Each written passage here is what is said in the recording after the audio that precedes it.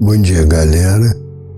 Então a gente vai recomeçar mostrando para vocês que só agora que a gente vai ouvir falar um pouquinho da forma, do jeito, da idade, das coisas da matéria, do mundo material que dizem respeito às personagens que são a família da Alcione.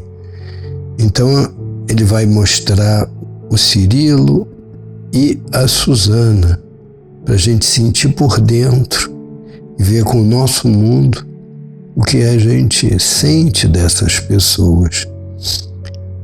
E a gente já sabe que eles tinham uma situação rica, privilegiada, são cortesãos, a Suzana sobretudo. O Cirilo queria ser independente, eles não são da França, estão lá porque são ricos e querem viver naquela forma, em casas de muita beleza, com funcionários e que eles chamam de servos. Cada um sinta aí do seu jeitinho. Acabava de atingir 20 anos, isso era a Suzana, né? Enquanto Cirilo orçava pelos 25. Não seria então o momento perfeito para realizar o sublime ideal?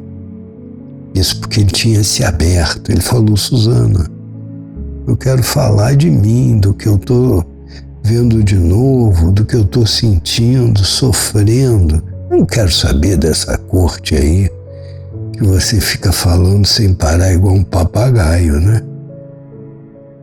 Ele era amigo dela e não aguentava ela naquelas coisas que não tinham nada a ver com ele.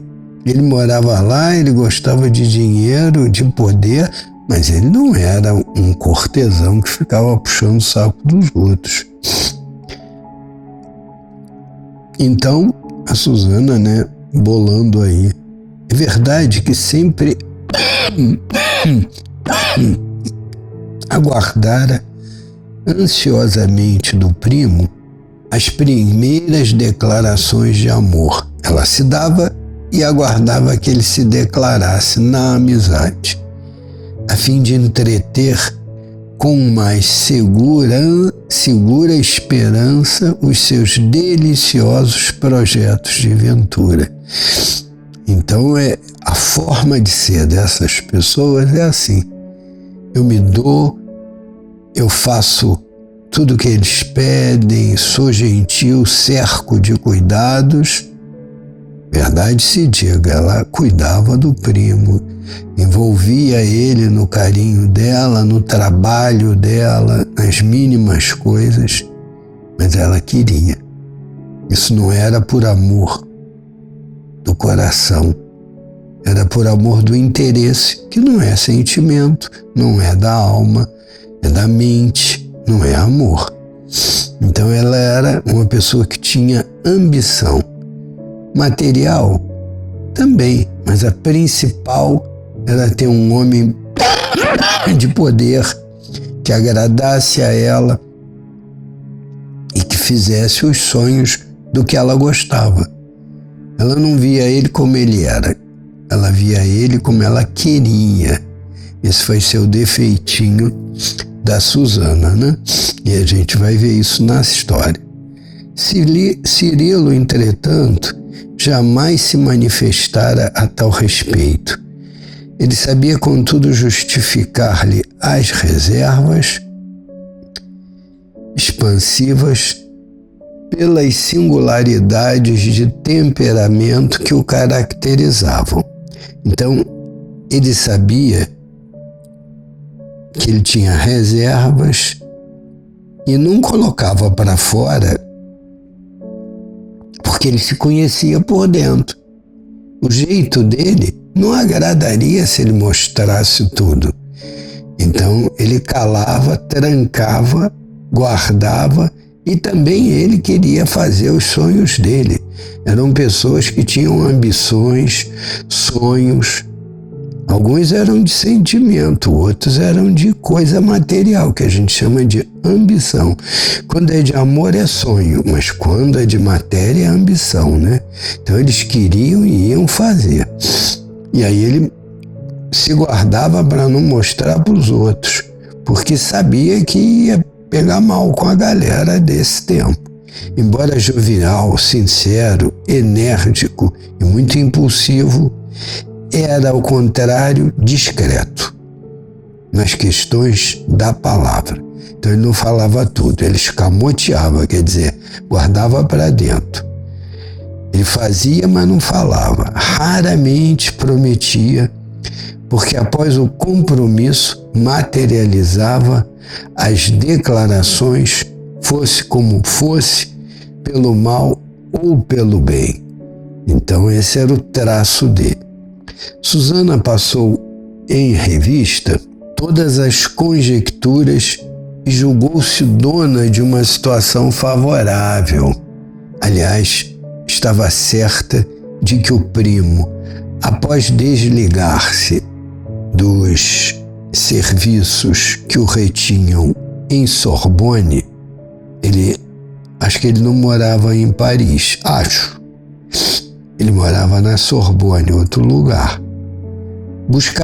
Demandaria a Irlanda, onde a família o aguardava, cheia de esperança para os enormes trabalhos da propriedade rural de que seus pais e irmãos se mantinham. Então, ele era um filho de família rica na Irlanda. Qual era a fonte? Dono de terra. Você vai dizer o quê? Fazendeiro aqui no Brasil? Algo assim. Não era um industrial, nesse tempo nem indústria tinha.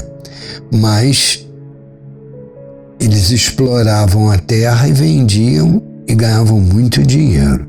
E os outros eram servos, escravos, todo tipo de escravidão.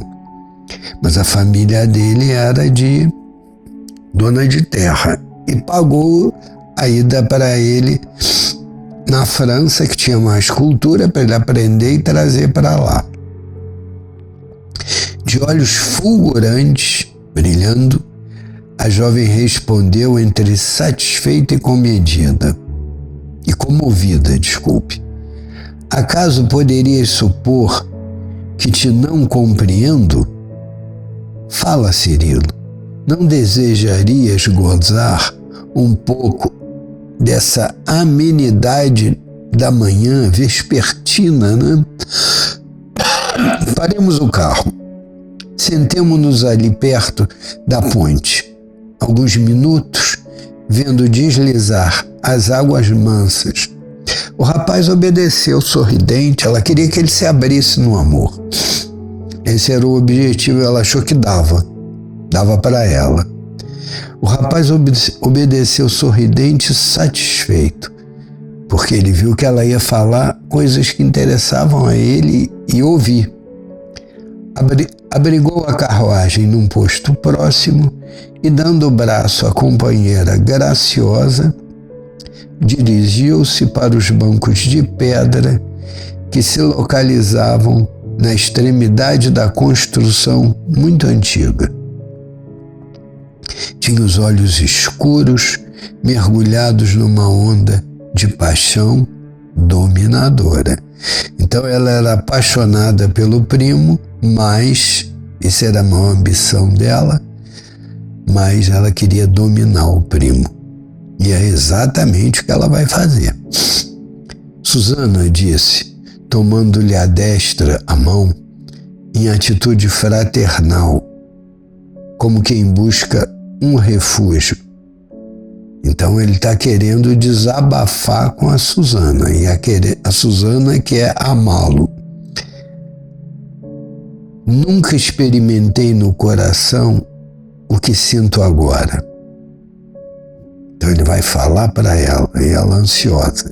Minha alma está cheia de sonhos e esperanças sublimes. O amor é o generoso vinho da vida. Já começa aí, né? Vinho.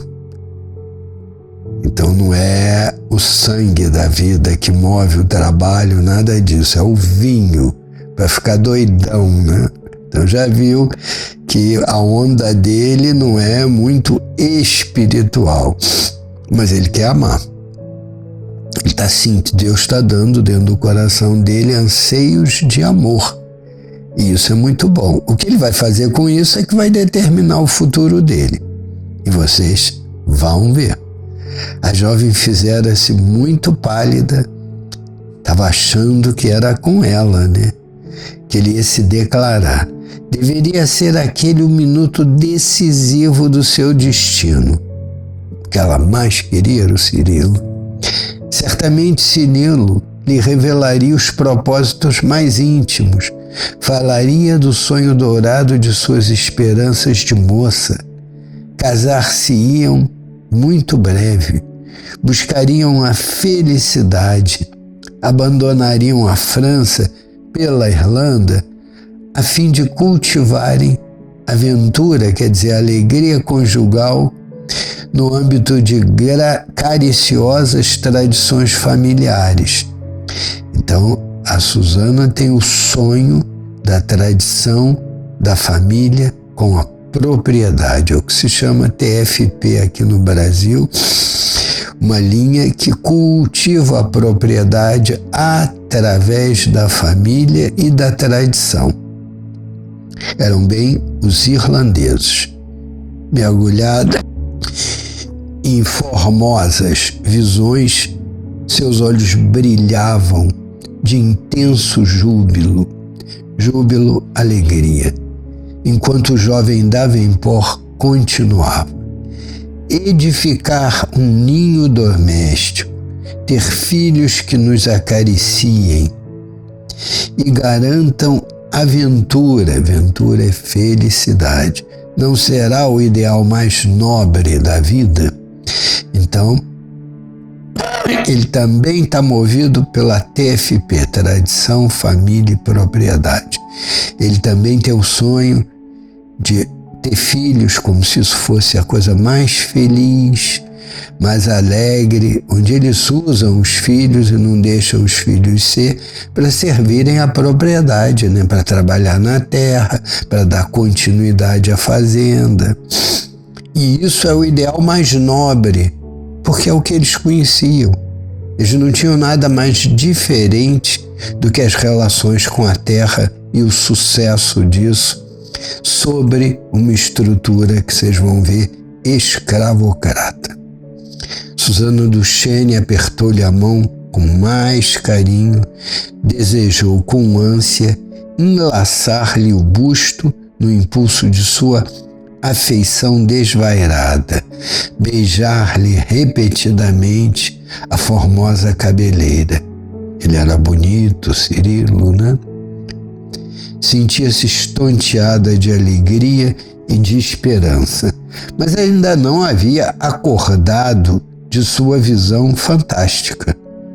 Quando ele perguntou fraternalmente, depois de uma pausa mais longa: no entanto, então esse é ele falando, no entanto, dar-se-á que ela me corresponda com igual paixão? Então é a pergunta do Cirilo, para vocês não ficarem, o que ele falou aí? Não entendi nada. Seguinte, ele está tão na história dele que ele não contou nada. E aí falou: eu estou sonhando com essa família, com esse casamento, com essa vida um ao lado do outro. E eu encontrei em alguém. Será que ela também está sentindo o mesmo que eu? A gente não falou da alma, a gente falou superficialmente. Então ele queria uma confidente, que era a prima, e também tinha isso, a prima era a prima, não era livre. Não era para ele se casar com a prima. Nessa coisa de sangue, né? E o que aconteceria? Ele perguntou: Susana, será que ela sente o mesmo por mim? Será que eu estou apaixonado pela pessoa e ela não tá por mim, eu tô com medo. Então o que rolou? Ele fala: no entanto, dar-se-á que ela me corresponda com igual paixão? Ela? A pergunta vibrou estranhamente aos ouvidos da jovem, a Susana, que se esforçou por dominar as primeiras impressões de assombro. Outra mulher? Então disputava com ela o mesmo sonho de amor? Monstruoso ciúme corrompeu-lhe as emoções mais felizes, mais gratas.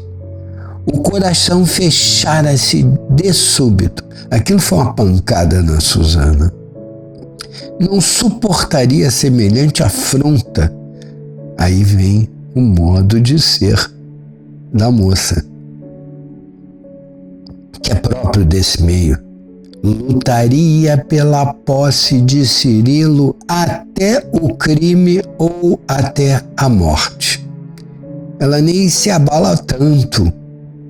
Ela parte para conseguir, sem respeitar a primeira coisa. O Cirilo não é apaixonado por ela e ela quer forçar ele a viver o sonho dela, que é usá-lo. Quem escraviza os outros, escraviza o amor e depois perde tudo e cria um karma desgraçado, que é o que vocês vão ver. Até o fim do livro, vocês vão ver exatamente essa história.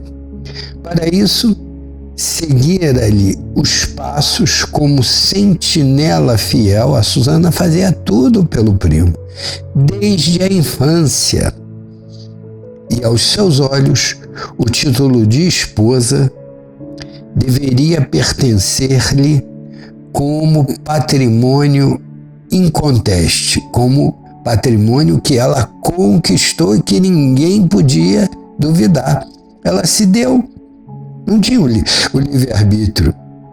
Do Cirilo, dane-se ele tinha que se dobrar aos interesses dela. Essa é o que lá em cima, quando a Alcione e o Antênio falaram, é que a família da Alcione tinha os defeitos do poder e da fortuna. Então, poder é isso. Eu tenho o direito de modificar o livre-arbítrio e o sentimento da pessoa. Que é isso, né? Mas isso é uma coisa comum. Verificando, contudo, que o primo observava com estranheza a demora da resposta, cobrou forças, alento em situação tão difícil e replicou: ela, ignoro a quem te referes, querido. Porque, é claro, ele estava tão louco de apaixonamento que ele não falou para a prima. Ele não chegou igual gente normal e falou: pô, compadre, eu estou apaixonado, encontrei uma pessoa, estou loucamente apaixonado. Não, ele só perguntou: será que ela corresponde à minha paixão? Então a Susana falou: ignoro a quem te referes, querido. Explica melhor para que te possa compreender. Aí ele vai dizer quem é a figura. Madalena Villamil, é um nome espanhol. Esclareceu o rapaz arrombadamente. Agora tinha, na modulação daquelas duas palavras, Madalena Villamil, espanhola, a chave da questão que se lhe figurava aos olhos um profundo enigma. Ela estava diante de um enigma que ela ia até a morte para vencer. Identificara a grande e natural inimiga. Não lhe perdoaria nunca. Agora a gente vai saber quem é essa tal Madalena. Subjugada por enorme desespero íntimo, quer dizer, ela estava sendo oprimida por uma dor de ciúme violento, recordava que fora ela própria quem apresentara ao primo a jovem amiga em vésperas das famosas festividades parisienses. Então, para sair, a Madalena acabou sair com o primo, ela encontrou a Madalena, que é, como ele, espanhola. Quer dizer, não, ao contrário, que não é, como se diz, irlandesa. É uma espanhola que também, de família rica, está em Paris. Eles enriqueciam e iam morar em Paris, que era a capital, vamos dizer, mais desenvolvida em arte, em cultura do mundo ocidental. Notou que ambos haviam demonstrado recíproco interesse quando eles se conheceram, óbvio, né? O Cirilo e a Madalena, que desde então palestravam animadamente em todas as oportunidades, mas jamais puderam imaginar a possibilidade de uma aproximação afetiva de tamanhas consequências. Somente aí percebeu o interesse de Cirilo pela companhia de Madalena nos bailados da véspera. Então é muito bonito, é o que todo mundo sonha nesse tempo. São as festas do rei, os bailes, olha os propósitos. Não é evoluir, melhorar a situação humana, é os ricos viverem as festas. Tinha a impressão de ainda estar vendo com aquela atraente fantasia espanhola. O Cirilo encontrou a Madalena com a roupa lá da Espanha, do lugar que ela veio. Então ela estava fantasiada, era o que eles chamavam de baile masqué. Baile masqué é o baile de máscara. E ela estava fantasiada de espanhola, o que ela era mesmo, que chamara a atenção de pessoas iminentes da corte. Por quê? Por causa da diferença, sobretudo numa área da Espanha, que tem muita beleza feminina, né? Que eu me esqueci o nome do lugar. A minha tia era de lá, tinha vivido nesse lugar. Então eu ouvia falar da beleza dessas mulheres desse lugar que eu não sei. E aí os franceses ficaram loucos com aquelas mulheres de cabelos pretos encaixeados, com aquelas rosas na cabeça, né? A Madalena chamou a atenção dos parisienses.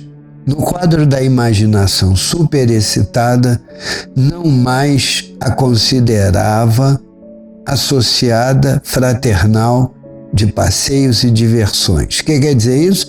Proscreveu a Madalena, mas considerou ela uma adversária perigosa que urgia afastar do caminho. E terminamos aí porque aí começa uma trama perigosa da conquista da Susana pelo Cirilo.